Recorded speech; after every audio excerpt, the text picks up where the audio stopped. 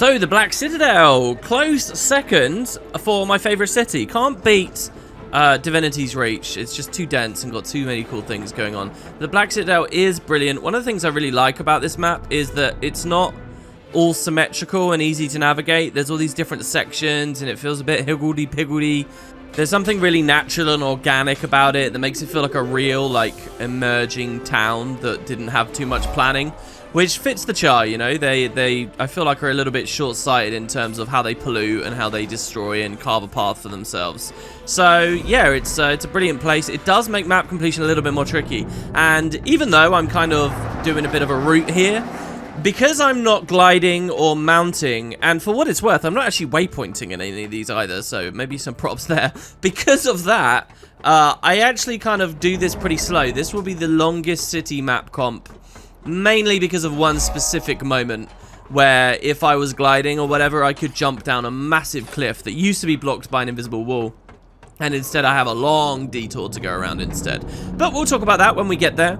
Plenty of lore and cool things to talk about too. Where we are right now is actually the home instance again. This is a lot like the Divinity's Reach home instance, where you've actually got a good amount of exploration to do. I actually love these POIs, like the 12th mana pole that we just got there and the other one a second before, because they are in remote areas of this home instance that don't overlap with other content. Like, the personal story, I don't think ever takes you there. So it's really worthwhile to have a POI. Like, I don't like the POIs where, you know, there's a heart there as well, and there's a vista there as well, and there's a hero challenge, and there's some personal stories. Like, what's the point? Like, this system should be to get people to explore areas of the world they wouldn't otherwise.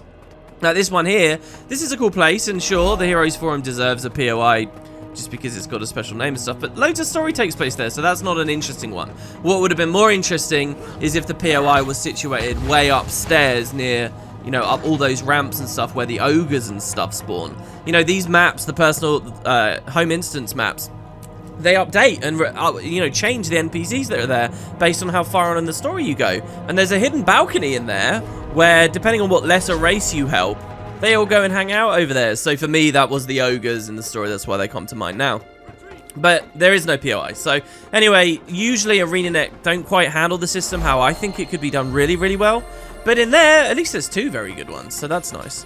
So yes, the idea of the Black Citadel is this. After the charr conquered Ascalon and the Iron Legion kind of laid claim to these lands. By the way, exactly why the Iron Legion and not Flame and not Blood and not Ash are kind of the true dominators of this land, they don't ever really say, or at least I can't remember in the lore at the moment.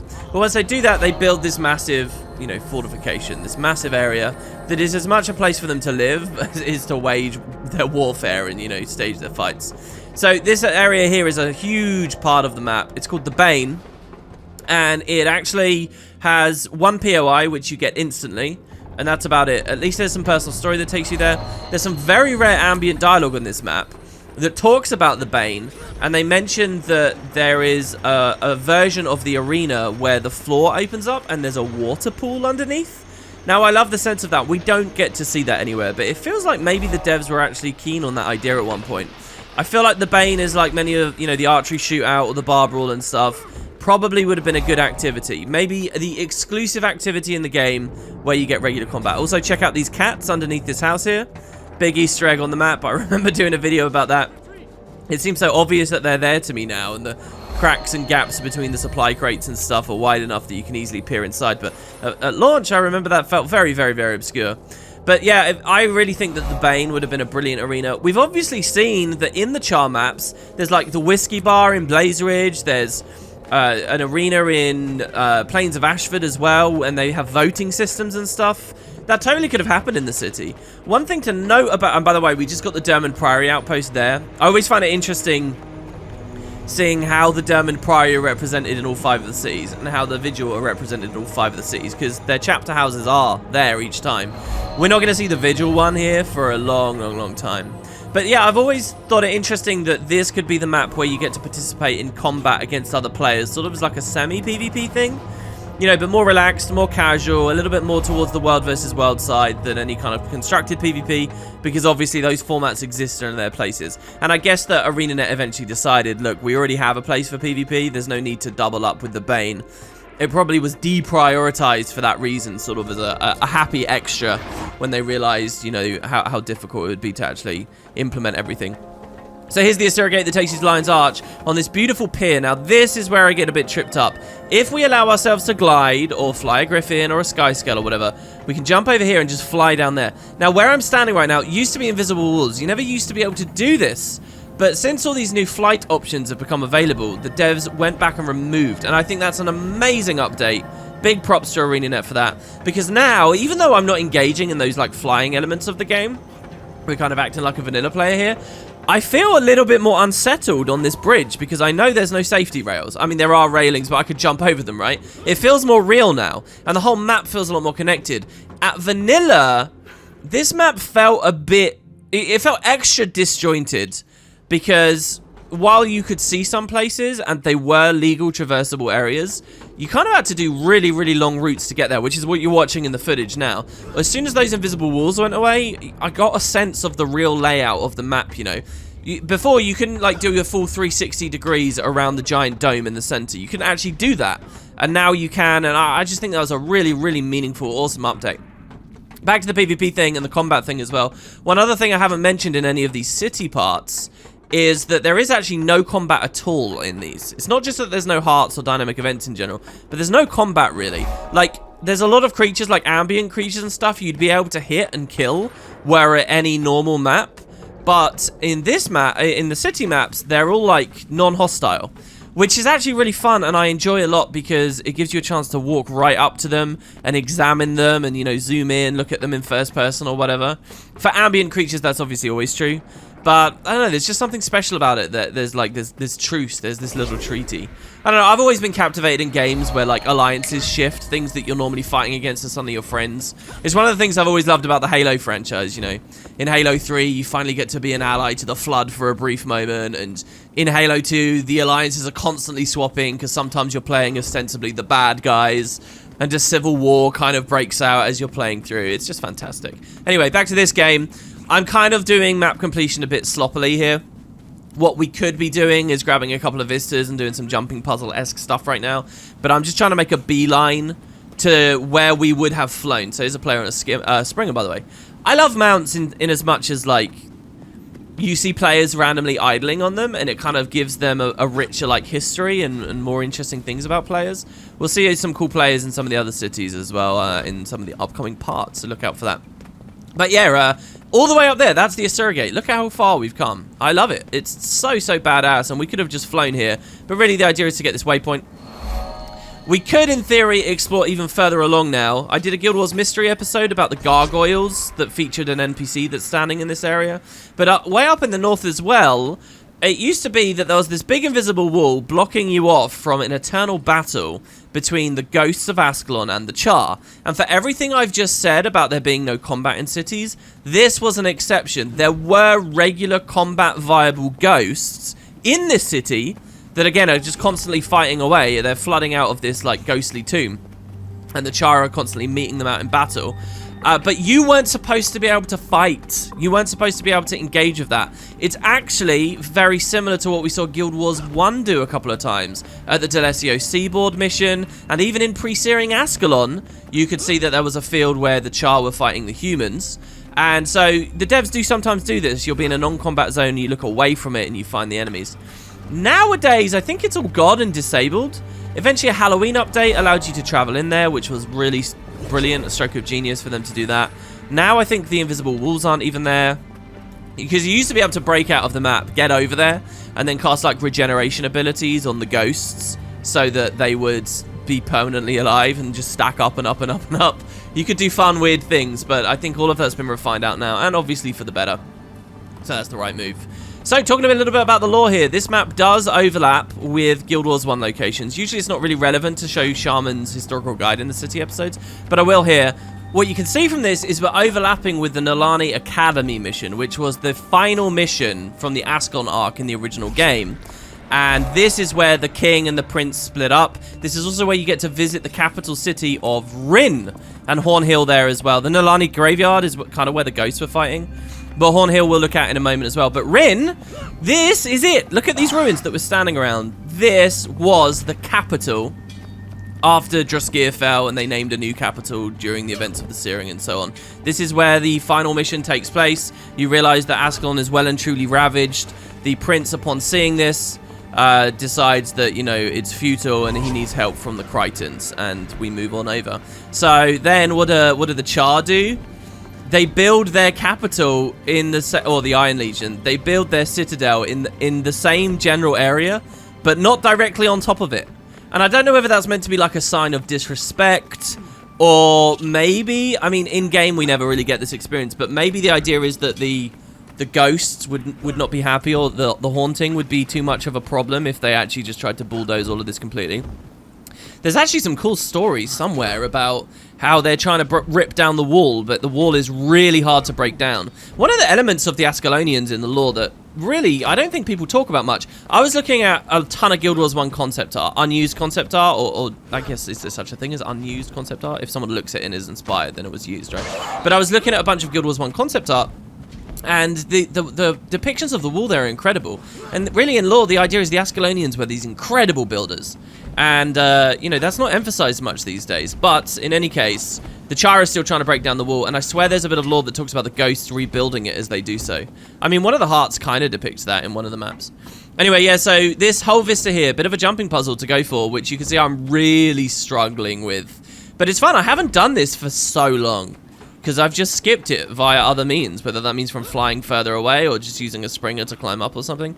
I really haven't. Also, do forgive me a little bit. I think a lot of the jumping puzzle stuff's quite easy in the game these days. However, I'm used to playing an Asura, which is like ultra easy mode for jumping puzzles. I have no muscle memory or hitbox like sense of familiarity when it comes to the larger races, and especially on this model, this character with all this like clutter around, I find it challenging. I'm actually going to be doing one of the cities on a Charr character soon, and you'll see I struggle on that a lot, because, you know, if you play Charr your whole time, there's nothing impressive about it, and, you know, you just have that natural muscle memory.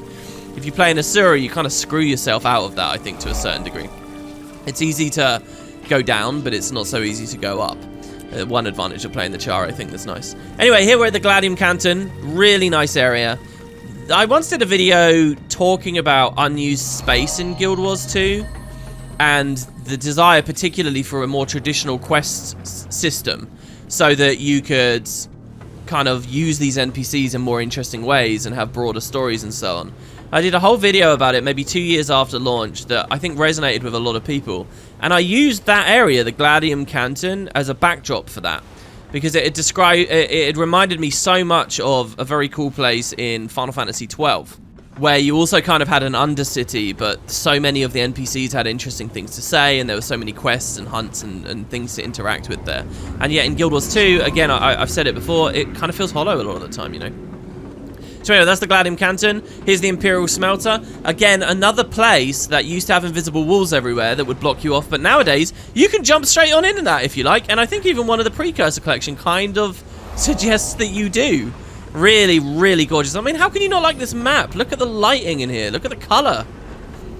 It's so distinct and different and separate as an area from the rest of the city, and it's so vast and grand and badass and speaks to the strength of the Charr. Oh my god, I didn't even talk about all the tanks and things that you could find. By the way, we're going to have another problem with map completion here. Where this video began, there was a POI at the gate, because I arrived here from the Plains of Ashford just a moment ago. And there's a POI at the gate, but funnily enough, you don't get that POI automatically. You have to turn around and walk back to it, which is just nuts. So anyway, that giant horn, that is Horn Hill, and it, again, lines up exactly with where the location was in Guild Wars 1. So, in the original game, it was this big magical legendary artifact that could bring the rains when it was blown and scatter the Flame Legion Charr, who relied on the fire and lent that into that and the Titans for their strength and so on. So we kind of used that to repel the Charr out of Rin, but the damage has already been done and Prince Rurik loses heart and leaves. But Stormcaller is still there in Guild Wars 2. The Charr kind of almost revere it in a certain way. They appreciate that there's this big legend about it. You get to see their version of history. And that's always brilliant with the Charr, because they've got this interconnected story with the humans, and now we get to see their version of it. You know, it's not Gwen, this great hero, it's Gwen the Goremonger, for example. And anyway, Stormcaller, there's a really nice sequence of NPC interactions in this map where some cubs are learning about their history and they're being led around the city. And they go over to that horn at Horn Hill, and there's so much dialogue that pretty much describes some of the events of the first game, but through the charr lens. And it is brilliant. A complete nostalgia bomb, fascinating to listen to. Well, I wouldn't say a nostalgia bomb, but it's just something that pays off a lot for Guild Wars 1 original players. And if you're a Guild Wars 2 player as well, it kind of helps to teach you the setting a bit. So anyway, now we're finally climbing up. We have the prison section beneath, which, yes, you do need to enter a mini instance for here. The Blood Tribune quarters here as well. This is where you'll find Ritlock. Depending on where you are in the personal story and stuff, he'll either be here or not be here. That Lion Guard polearm in the back corner is a reference to the second novel, which is nice because you don't hear much about that chapter of Ritlock's life ever when he was competing as a gladiator in Lion's Arch. You don't. But you get it in the novel, and one little way they do reference it by putting the polearm in there. And then at the very top here, you've got the Command Corps. Now, I'm going to make a mistake on the map completion here and miss one of the POIs. But another really late game update that's fantastic here is if you check this out. There is an artifact on this desk. Now, that is the Claw of the Charr. That is the artifact that was recovered in the first novel. Maybe you've listened to it on the playlist. And it had not actually been depicted in-game. It's referenced a few times over in the Fields of Ruin near Ebonhawk, because it's really the acquisition of that weapon that shifted the balance of power and allowed this treaty to happen, because that's a gift from the humans to the charr. The charr really want it, the humans recover it, and the Queen kind of gives it as a token. And so that's how the peace treaties get started. The talks get started. And anyway, it wasn't represented in game ever until during one of the Living World seasons. It became a legendary weapon you can acquire for yourself. And now that the devs had a model for it, they put it where it rightfully belongs, on the desk right there is in front of Smodur. So really, really, really nice. And so you've got a cool thing here where you got like low-level officers and grunts low down. And as we climb up, quite literally as we climb up, higher and higher ranking officers start appearing. So here's the Ash Tribune quarters, for example. And what I've done is I've missed a POI. So if you have a look here, there's a cool little feature with Map Comp. If you're missing a thing, you can mouse over on the top left. It will highlight. That's a tip for you guys. You can see the footage I'm gathering instead of TechZoon's footage. This is what map completion always is for me. I've always missed one, you know, and I've got to be like, where the hell was this? And it makes it incredibly inefficient. So we could be done with the video by now, but unfortunately, I kind of miss things. So what's really complicated here is it's very layered, right? So you don't know, is it at the very top? Is it at the very bottom? It looked like it might have been in Ritlock's office, and I just missed the one in Ritlock's office somehow. But no, it's not there, so now I'm going to decide to jump down. Turns out it was at the very top, so we'll be, you know, zigzagging from the very bottom to the very top once again. Sorry about that, guys, but hey, there you go. I do love the environment here. This is such a cool place. One thing I haven't talked about in the city episodes is the fact that you can buy cultural weapons and armor, and this is kind of where you can buy them here. But what I love about the actual design, you see these orange windows? If you rewind this video and you look at when I was at the Surrogate, I specifically look back at the giant central sphere. The name of it is the Imperator's Core, I guess we'll call it. I think it has a specific name. Is it just the Imperator's Core? It's a thing that they feature on the loading screen as well, for what it's worth. Here I'm wondering even if the POI is on the outside, but obviously it's not. This is a bit of a weird area of the map that probably the devs didn't expect people to be running around on. Anyway, if you look at it, you see all those like orange orbs, the windows, the orange windows. And what's really cool to me is every single one of them does actually line up correctly with an office that someone's in, and you can get in there, and there's something so real about it. It just feels brilliant. So there's me checking if it was down in the Bane, if I was wrong, and that in truth the Bane actually, and there I'm trying the Blood Tribune quarters again to no avail. But yeah, I was wondering, you know, the Bane's a big area, and there's a whole section of the Bane where you like go down some corridors and you're in like a pre-staging area before the door opens. You imagine like where the gladiators would sit before they get released into the arena. And I was wondering maybe the POI's there, but no, of course it happens to be right here at the very top. And what's brutal about this isn't even the only thing I missed. I also missed a POI at the very start, but at least that one's easy to get to. We just have to walk back towards the gate a bit. I'm surprised that you don't get that automatically, but hey, maybe that's a good thing. So there you have it. That is the Black Citadel. A little bit of a wonky map comp, I get it. But hey, it gave us more opportunity to talk about the lore. Some of the fantastic stuff here. Love this city. And by the way, the Sylvari / cry animation is probably the best cry in the game. Well, the Asura is more visually interesting, but this guy sounds more pathetic. Yeah, see that? Real good. Alright guys, thanks very much for watching, and I'll see you on the next one very soon.